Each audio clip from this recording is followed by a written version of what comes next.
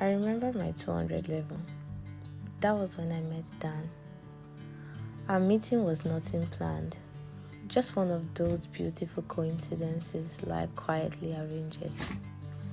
But at the time, I didn't call it a coincidence.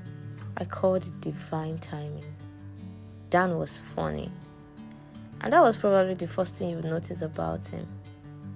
He had a way of turning ordinary moments into something worth laughing about. He made me giggle. And somehow between the laughter, the teasing, and the endless conversation, we became so fond of each other. Dan had my time. He calls me 25 times in 24 hours and somehow always know exactly what to say. Before I knew it, I had become his babe. Dan would travel from his faculty to mine. And if he couldn't find me, he would search. He always found a way to find me. We were becoming a story. Stories unending and love ever growing. Or so I thought. Until one day, something shifted. At the time, I thought I had crossed a boundary. But looking back now, I realized his love had limits. We were laughing and gisting, and he showed me a picture on his phone. We laughed, then I swiped. Just one little swipe. And somehow, that one little movement changed the atmosphere. The laughter disappeared, his face changed. He warned me seriously, took the phone from me and walked away. I stood there wondering what had just happened. I should have seen the sign. But sometimes when your heart is already attached, you become selective.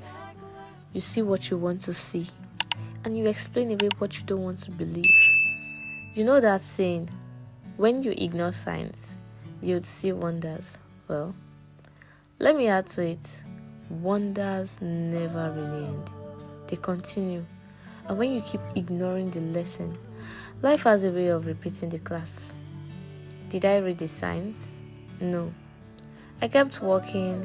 I kept giving excuses. I dressed his anger in explanations. I called his behavior a bad day. I told myself, this is just how he is. And because the good days were still good, I convinced myself the bad days didn't matter. So we continued. We laughed. We had fun. We made memories. And I kept calling it love until the day he finally lost it and slapped me. That slap reset my brain. I remember lying on the floor trying to understand how a love story I had written so beautifully in my head had suddenly become this. My clothes were soaked with tears, but somehow between the pain and the silence, my mind became clear, and I asked myself, how do I expect love from a man who has never met the one who is love?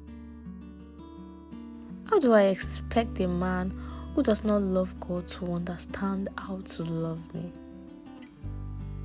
Is this love?